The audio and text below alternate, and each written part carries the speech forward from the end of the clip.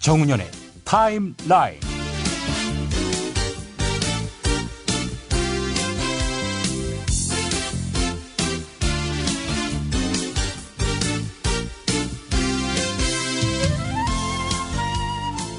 국민TV 조합원 여러분, 그리고 애청자 여러분, 안녕하십니까? 7월의 첫날 월요일 아침입니다.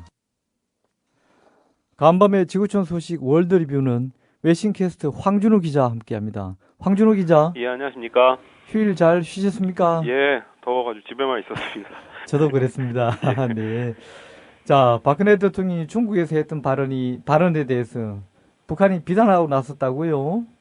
박근혜 대통령이 중국에서 자기들의 존엄과 체제를 심하게 모독하는 도발적인 망발을 했다고 강하게 비난했습니다. 예. 북한의 대남기구 조국평화통일위원회 조평통 대변인이 기자와의 문답 형식으로 오늘 새벽에 입장을 냈는데요. 예.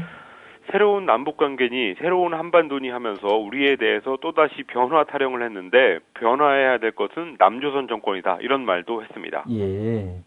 상당히 빨리 입장을 냈군요.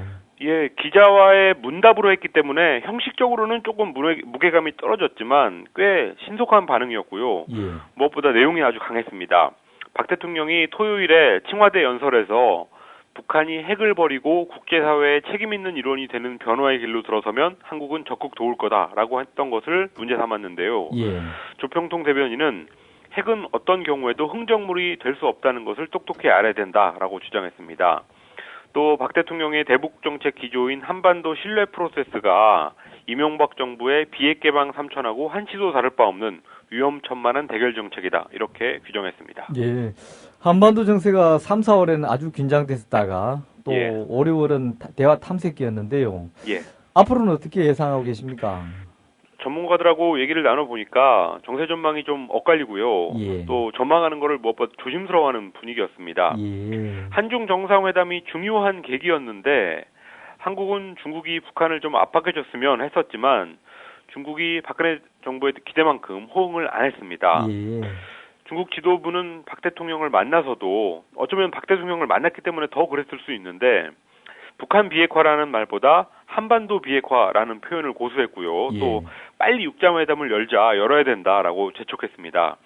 오히려 중국이 한국을 설득했다고도 볼 수 있는데 그렇지만 박 대통령도 서울에서 했던 얘기를 거의 똑같이 했기 때문에 한국과 중국이 자체적으로 동력이 돼서 정세를 바꾸는 것은 좀 어렵지 않을까 하는 예상이 나오고 있습니다. 예. 앞으로는 어떤 대화의 계기가 있죠? 어제 브루나이에서 아세안 연례 장관회의가 개막됐는데 예. 남북한을 비롯해서 육자회담 당사국들에서 다 외교장관을 보내는 회의도 있기 때문에 핵 외교전의 무대가 될 것 같습니다.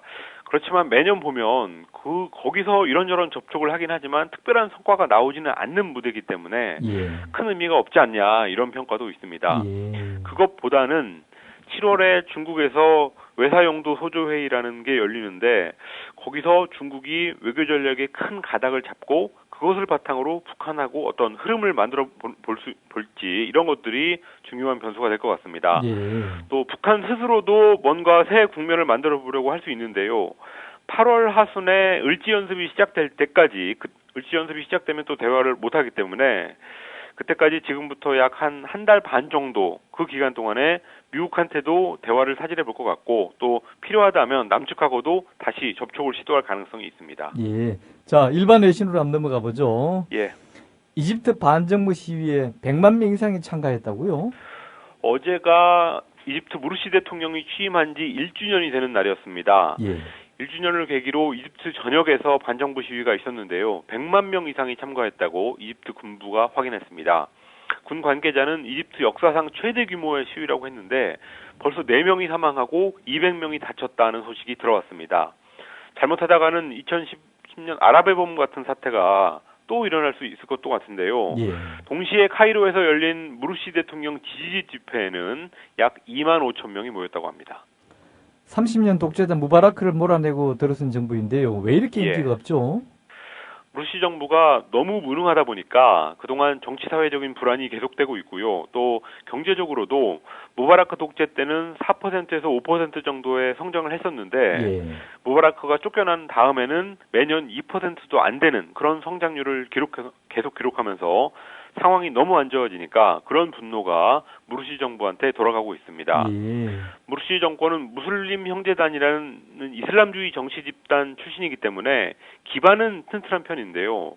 그 기반을 가지고 권력을 독점하는 데에만 신경을 쓰면서 독재자 무바라크 못지않은 불만을 만들어내고 있습니다. 예. 대통령 선거를 빨리 다시 해야 된다라는 서명을 2,200만 명이 했는데요.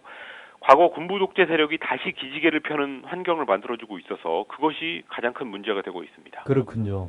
자, 다음 소식은 또 뭔가요? 원자력 발전소 50곳 중에서 2곳만 돌리고 있는 일본이 오늘부터 여름 절전 체제에 들어갑니다. 9월 30일까지 3개월간 계속되는데요. 평일 오전 9시부터 저녁 8시 사이에 기업, 가정, 그리고 지자체 건물에서 사용하지 않는 조명을 끄고 에어컨 온도는 28도 이상으로 해달라고 요구하고 있습니다. 재작년 동일본 대지진 이후에 3년 연속으로 이렇게 여름 절전 체제에 들어가는 건데 올해는 절전 목표를 수치로 내놓지는 않고 자율적으로 노력해달라 이렇게 호소하고 있습니다. 예. 어느 정도 여유가 있다는 얘기이기도 한데요. 동일본 대지진 전에는 가동을 안 했던 화력발전소 몇 곳이 있었는데 지진 후에 그것을 재가동하면서 어느 정도 여력이 생겼기 때문에 가능한 일입니다. 일본 정부는 이러다가 원전이 없어도 되겠다라는 여론이 커질까 봐서 그 점을 조금 우려하고 있는데 그런 걱정이 있고 정부가 그런 걱정을 하고 있다고 해도 뭐 블랙아웃, 대규모 정전 위험 이런 것들을 과장하지는 않는 그런 모습입니다. 정작 우리나라가 좀 그랬으면 좋겠습니다. 그죠? 예, 그렇습니다. 자, 미국이 유럽연합본부도 도청했다는 의혹을 받고 있다고요? 미국이 유럽 각국 정부에 대해서 정보 수집 활동을 광범위하게 벌였다라는 사실은 얼마 전에 나왔었는데요. 예.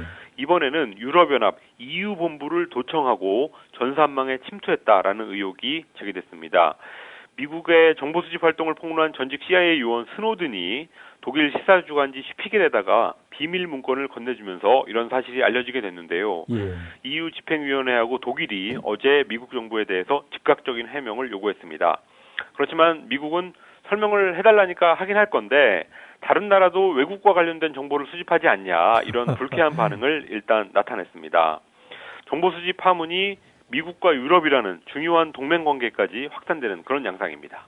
결국 위키리크스의 줄리언 어산지가 한마디 했군요. 예, 폭로 전문 웹사이트 위키리크스의 창립자 어산지가 미국 방송하고 인터뷰를 했는데요. 자기가 외교 전문 같은 걸 폭로하면 미국 안보가 위태로워질 거다. 아니면 정보원들이나 미국 당국자들이 위험해질 수 있다라는 미국 정부의 주장은 과장된 것에 불과하다고 반박했습니다. 자기가 미국 외교 전문을 폭로하기 시작한 이후에 6년 동안 미국 공직자 중에서 어떤 신체적인 손상을 입은 사람이 한 명도 없었다라는 게 증거라고 얘기했습니다. 예. 그리고 스노든에 대해서는 영웅이고 또 자기 위키리크스 쪽의 법률 관계자들이 지금 스노든을 돕고 있고 스노든의 폭로가 역시 국가안보에 피해를 줄 거다라는 주장은 또 잘못된 거다 이렇게 강조했습니다. 예, 황 기자 수고하셨습니다. 예, 감사합니다. 지금까지 월드리뷰 황준호 기자와 함께했습니다. 지금 여러분께서는 언론인 정운현이 진행하는 국민TV 라디오 시사 프로그램 정운현의 타임라인을 듣고 계십니다.